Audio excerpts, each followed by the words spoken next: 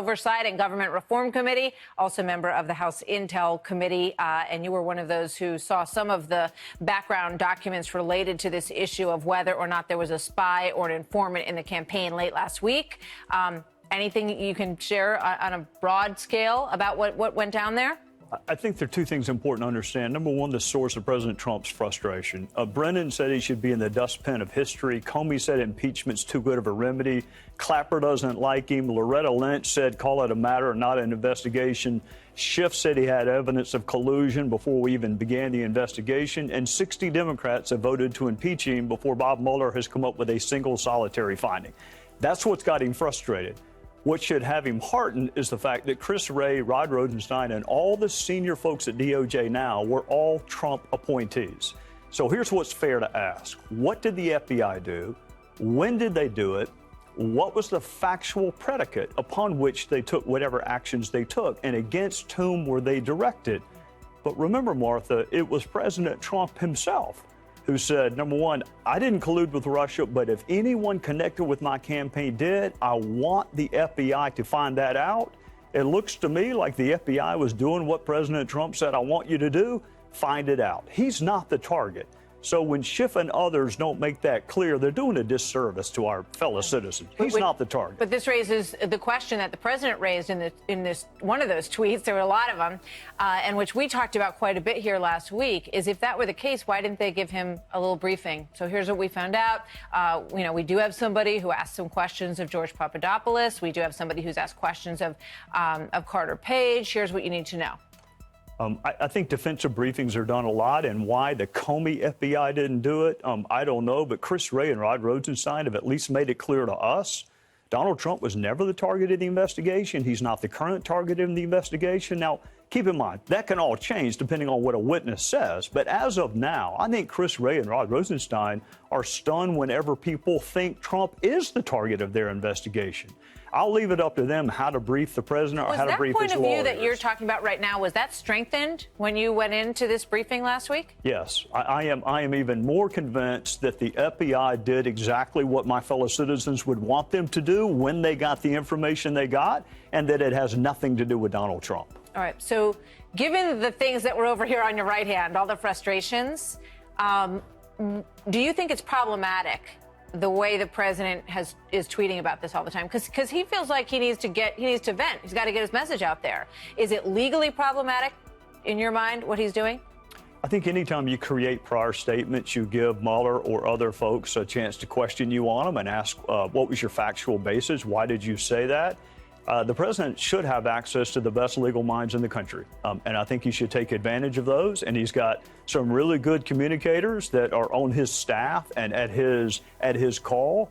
If I were his lawyer, and I never will be, I would tell him to rely on his lawyers and his comms folks. All right, here's one of them, Rudy Giuliani speaking with Bill Hemmer over the holiday weekend. Watch this. What's wrong with the government trying to figure out what Russia was up to?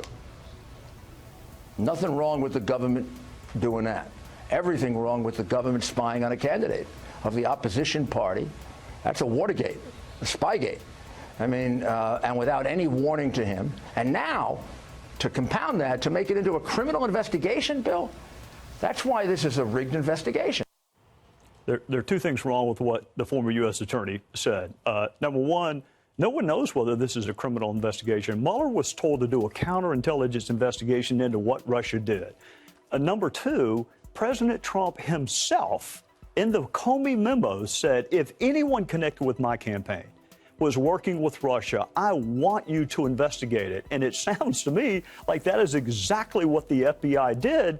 I think when the president finds out what happened, he's going to be not just fine, he's going to be glad that we have an FBI that took seriously what they heard. He was never the target. Russia is the target. So it sounds to me as if you would advise him that there's no problem with him sitting down with Robert Mueller. Oh, absolutely not. I have always said, I think you ought to sit down with Bob Mueller. You've told us publicly there was no collusion. You've told us publicly there was no obstruction.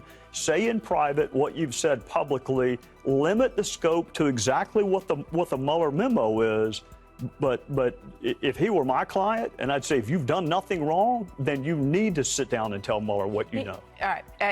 There was one judge who said that the scope was all over the place. Do you feel comfortable with the scope of this investigation, and do you feel like your committee has been shared with to the extent that exists, that the scope exists?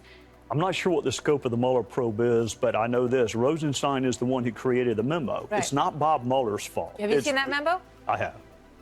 I've seen the memo that you've seen also. The other memo some of my colleagues want to see is a more narrow, the one that basically says investigate Russia and anything related to it. And as a throwaway line at the end, and of course, if there's any criminality, look at that too. I mean, we run towards the criminality, but I would think everyone would want to know what Russia did. So I mean, with whom, if anyone, is the second part. The first question is, what did Russia do? We'll see. Trey, thank you very much. Yes, good to see you, Congressman. All right. Welcome to the Patriot Hour. I'm Michael. If you're new or just stopping by, thanks. Please subscribe. Maybe ring the bell. You will get all the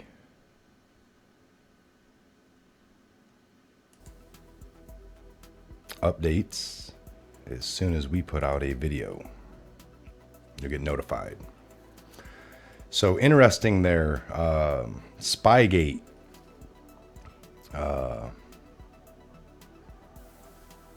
This whole Russia narrative, this whole is getting real clear, folks. We had Hillary Clinton as a candidate. You had President now Trump, candidate Trump at the time. You had one party that had a lot of clear-cut crimes. Nobody would have had to go fishing for it. It was there. You had, classified information on a non-governmental server set up on purpose. You had somebody that didn't turn anything over, was asked to turn things over, took a long time, destroyed things, turned over what she deemed was worthy for the government to have their hands on and what the people should be able to see. I've turned over everything. There it is. That's what I feel like you guys should have. And then we saw, as time went on, things leaked. Things were uncovered by FOIA request, and that, laptops were found, and secretary or her aide, Huma, Huma's husband, a third party person way down the line, had a laptop with all these files sitting on it. More emails were turned over off of that laptop that weren't previously disclosed by the Hillary Clinton people. So lots of steps along the way where it was already looking bad, and she could have done the right thing if you had really nothing to hide. If it was just some personal emails that you're trying to hide so well that really were just about a wedding, you probably would have turned that over to clear it all up real quick. Not, each time it was like we found another little lie, another little mistake, another little, oh, I didn't know. All ignored, by the way. So that's the funny spin now, folks. People, Trump's trying to start an investigation about an investigation of him. An investigation over the investigation of him. Well,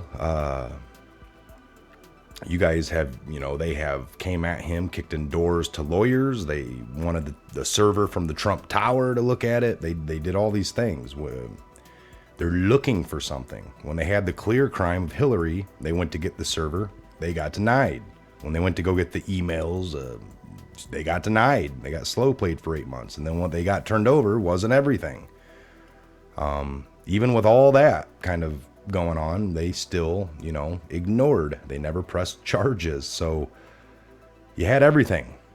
You had everything there. Somebody, a server you couldn't get your hands on, classified information all loose-leafed, left everywhere on non-private, non-governmental servers.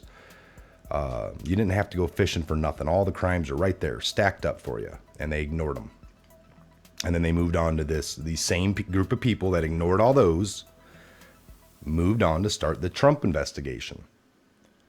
And now that a lot of them have been let go, fired, removed from power, you have the news spinning. Oh, these people are gone. You guys got rid of them. I can see if they were still there, and you're not getting a fair thing because there's been things proven that they're biased or, And they act like that we got rid of them, that it's fine now. Shouldn't the people left behind be good enough to continue on with this investigation of Trump? Well, yeah, we're going to move forward.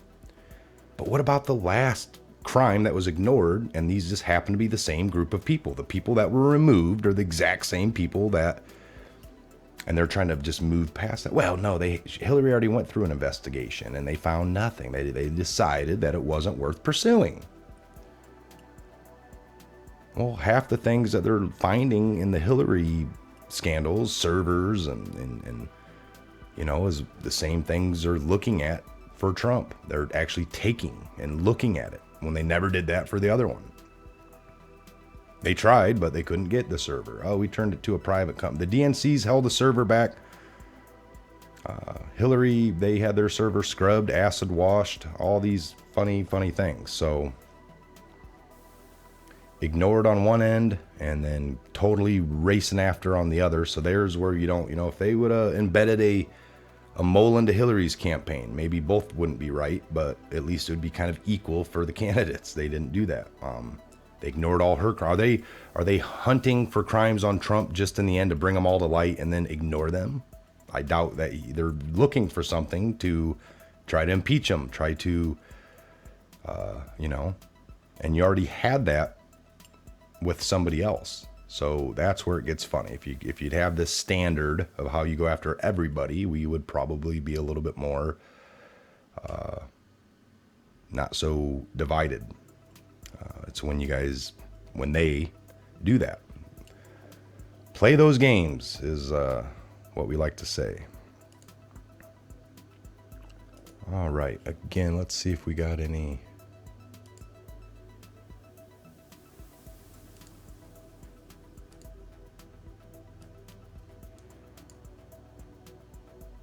Take a look at this.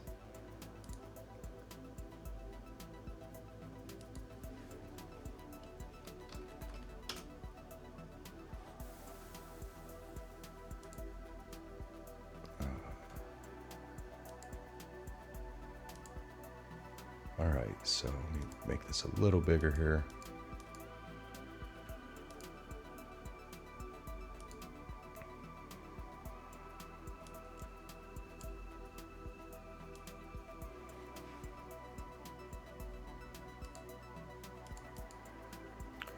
All right, so I'm just clicking on news. Trump Jr. compounds Barr's ugly tweets.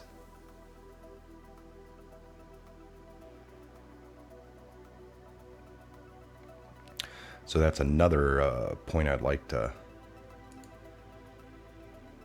bring up. They got the whole NFL now finally making some rules of what they want to see happen. And again, people going off the rails. Oh, they're taking away First Amendment. And now I'm a firm believer in the First and Second, all, our Constitution. That is the first and foremost. But I don't see this as an issue. It's you got work time. Just to break it down, I mean, people, it's like you got actors, actresses, they go to TV shows, they're hired for their acting skills, they're hired to do this role, to play this character. They're learning their lines throughout the week. They come in to do camera time to cut the show. Now, just to use Roseanne as an example, if she was to come into work and they're like, all right, cut, go, roll. If she just started spouting off, hey, John Goodman, his name is Dan on the show, but if she called him by his real name and started saying things, they'd probably cut. That's not what the heck. They'd keep cutting until she did it right. They wouldn't just let her say what she wanted and then air it. And if they even did do that, people would probably be upset. Like, this don't follow the show's path. This isn't the characters I tune in to watch. What is this? And whether it was political ranting or something, people wouldn't put up with it. A, she'd be fired, breach a contract. People wouldn't tune in anymore. It would damage the show, the network, the profits. We get it.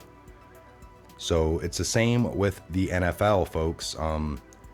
Yes, they're not doing this during football time like that game. Now, that's not the only thing. They got contracts. Yes, they're people, but they have contracts to come into the world. I think the minute they come into the stadium, they're in the locker room. Does a coach do the hoorah speech? Like, is that just high school and college stuff? But if you have the coach in there talking to all the players, everyone's all geared up, you walk out onto the field, The cameras are rolling. This is their event. This is similar to another form of entertainment. You have acting, movies, TV shows, football, baseball. It's all entertainment. So the minute that all the ads, the way that the NFL makes their money, commercials and promotions, the cameras are on, the field's on, people are lined up. They're going to do this ceremony with the flag, and then that's not your time to do that. That's all they're saying. So now here, for example, again, Roseanne never did any of that stuff. She did her show, she did her lines, she followed it to a T, didn't bring it to the set. Here on her off time, on her own time, she tweeted. People don't agree with it. I don't really have much to say about it, but whatever. And she's fired from her show for doing something on her very own time. So this isn't even that bad. People are going ape crap that the NFL guys can't do what they want on the NFL's time. And not too many people can do what they want on, company time. Go to work. And if you kneeled while you're supposed to be making something and I'm just kneeling for about an hour. And that's what people are like, no, that's not what they're doing. They weren't trying to kneel during the game and not play the game. Like, that's not the only part of their job. Their job must entail coming into the locker room, getting the locker room taught, practice, onto the field, cameras are on. That's all company time. That's all part of their work time. The game is a big chunk of it, yes. But I think coming out, doing what they're, the rules of their field and what they have to abide by. So it's just common sense. It's easy. And again, even on work time and this and that, you can say things that you want to say, I guess, if that's what you feel, but you probably have repercussions. The whole Roseanne thing, she says something on her total off time, and it still affected her show, and she got fired. Maybe they had a contract written up like, if you don't behave properly when you're not recording, we still have the right to come and terminate things. I don't know what she wrote up.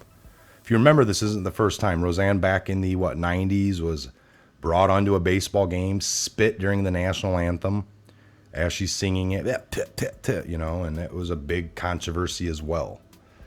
So interesting how that works.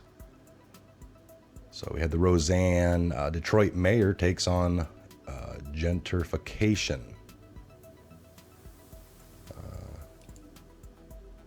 Detroit's mayor takes on gentrification as his city bounces back from bankruptcy. Hello, Mayor, an elderly African-American woman calls to Mike Dugan from behind the wheel of a burgundy Buick as she slows down to get a look at the nearly 20-person entourage that has descended on her quiet residential street in Detroit's Fitzgerald neighborhood.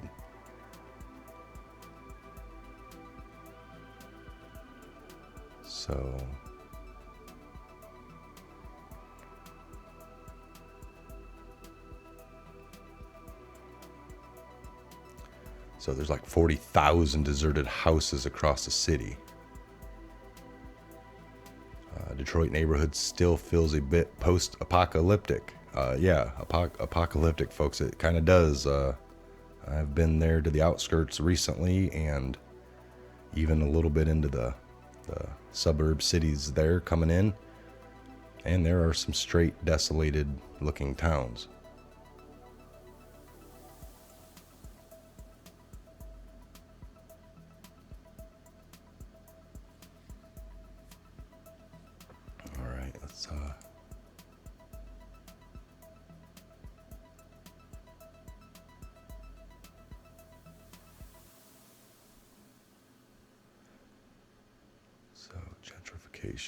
Trump asked Sessions to reverse recusal report. Barr apologizes, says she was Ambien tweeting. Trump slams MS-13 lover Nancy Pelosi at rally. Trump touts new conspiracy. They're saying Mueller's team will be meddling in the midterms. I think he did a tweet. We'll get into that. Millions outraged at the new Medicare cuts. All right, so let me see. Trump says he regrets hiring Sessions as his angry attorney general's Russia probe.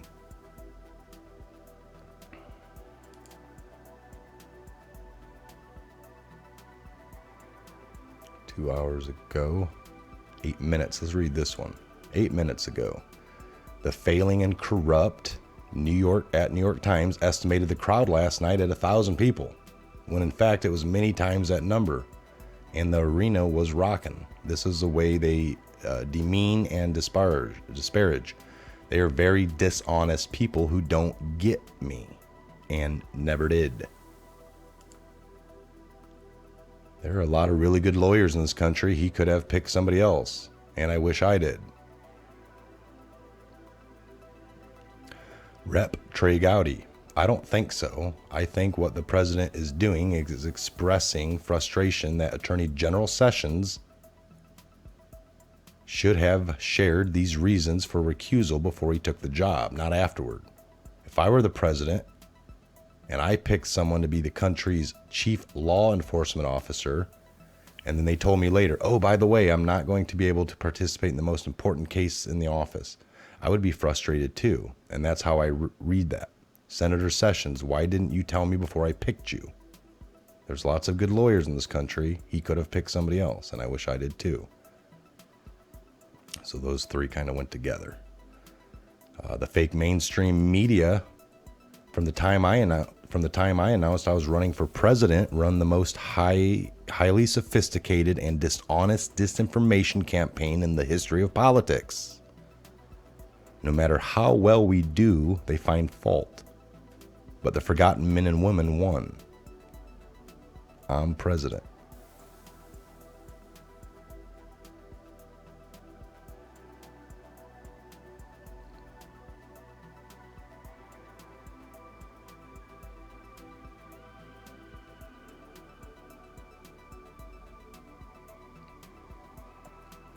All right, so we're getting back a little bit.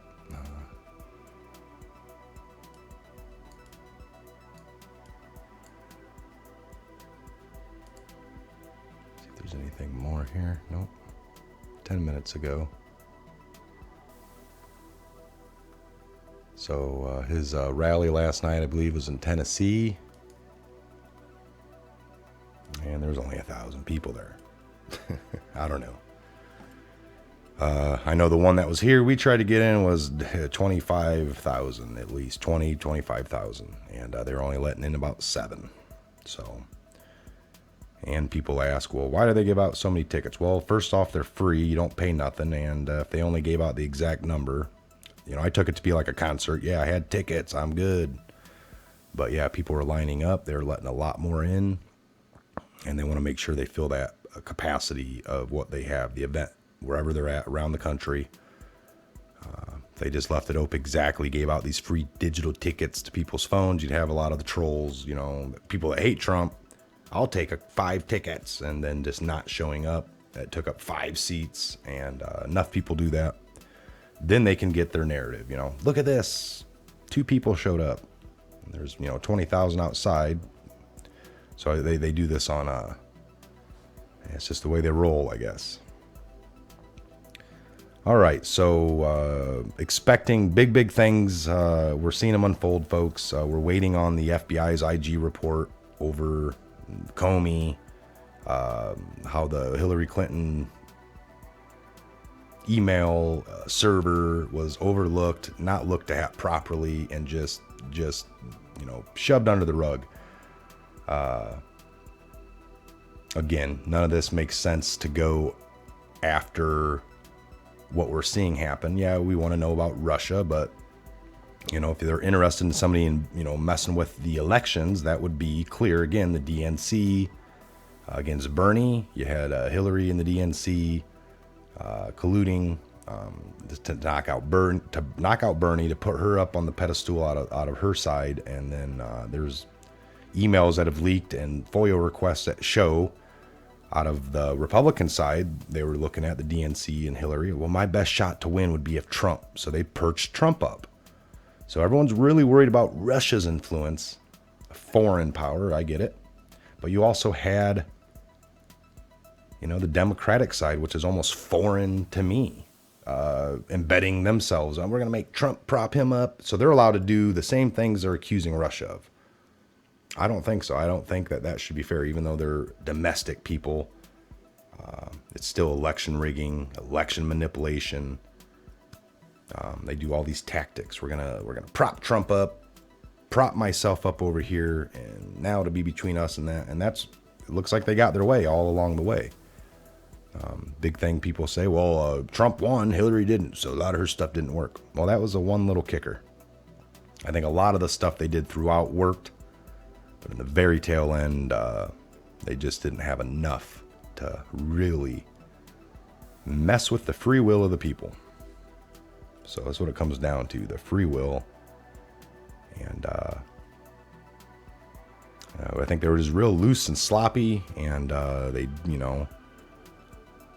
with all this digital stuff that we have going on today and the record keeping and too many copies is just too hard. They got real sloppy. They needed her to win at all cost, and she didn't. So as sloppy as they were and much crap they left laying around, the dots will be connected. So huge things coming up. That lawsuit with the DNC against Russia, WikiLeaks, Julian Assange, Trump campaign. That's just going to bring the rights for us to ask, well, let us see that server. Let us examine it and get some real expertise on it and see how exactly Trump did anything to that. The campaign did anything to that server. Let's see if the, WikiLeaks did anything to that server. We're going to find that Seth Rich took out the files. Did Seth Rich hand them over to Julian Assange, to WikiLeaks? This is what will come out. We already got everything. The WikiLeaks has already released a lot of these. I don't know about all of them. But the way that those were released by Seth Rich through this and that, they're not worthy in court. The way they obtained that evidence is not allowed. So doing it this way will bring all this to the forefront, and all the media channels will be forced to accept it, hopefully, or at least report on it. And then that'll force a lot of people that that only do watch the mainstreams to understand it as well. Hopefully, that's the plan. So all that's supposed to happen, ETA, time of arrival in June. So here we are nearing June. Let's see if some of that unspins, folks. It's going to be an interesting time just to get all that out in the open, the true crimes, the ones that were ignored. We got the IG report. We got the court cases.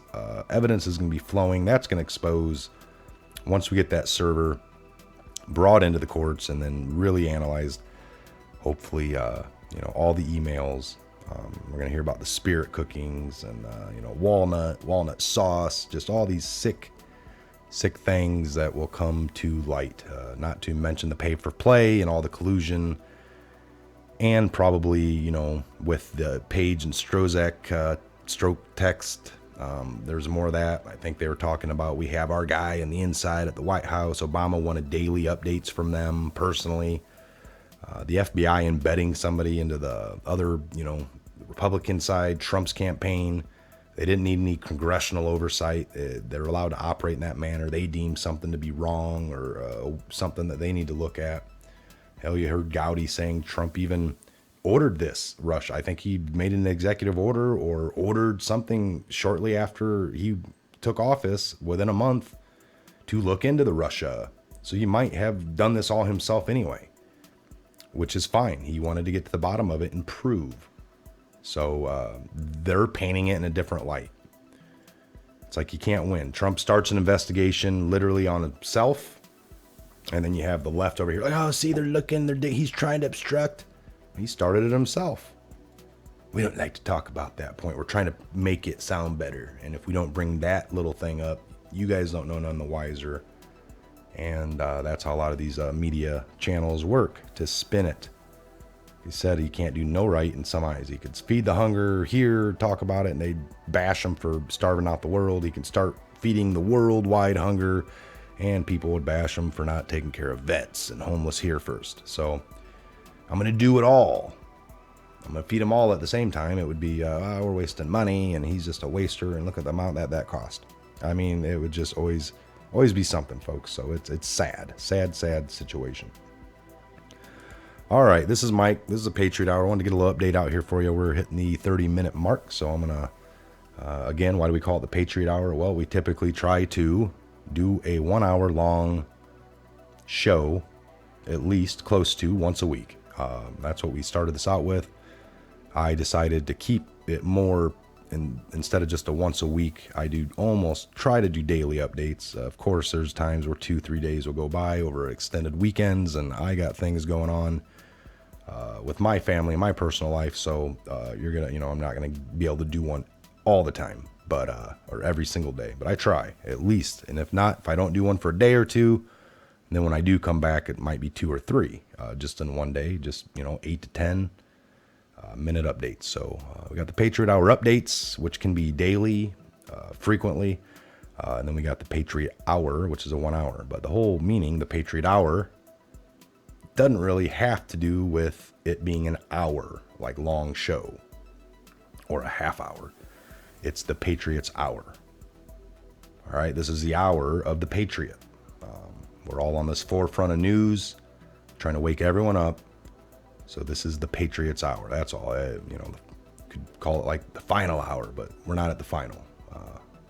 It's the hour of the Patriots gathering, getting the intel, knowledge, awakening, and this is our hour in history. All right, not that we haven't been around, but we're coming back stronger than ever, fighting for freedoms, truths, and preserving liberty and freedom for all.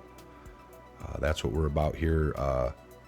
Constitutionalist I am. I will support anyone that's doing the right thing according to the Constitution. I see anything other than, I will call them out, regardless of party affiliation. All right, folks. So again, I'm Michael. Thanks for stopping by. 5/30/2018 here. So it is Wednesday 5/30/2018. It is a mid-morning. I'd say 10 going on 11 here soon. So I'll see you back here real soon. Again, subscribe, like, share, comment, drop us an email, check the description box. Typically go over anything, or I leave a link for the sites that we'll go over. Today I think we went over, we got Trump's Twitter account, so I'll leave that link. And other than that, thanks for stopping by. We'll talk to you guys real soon. God bless, Godspeed, and have a great morning into your afternoon. Have a good day.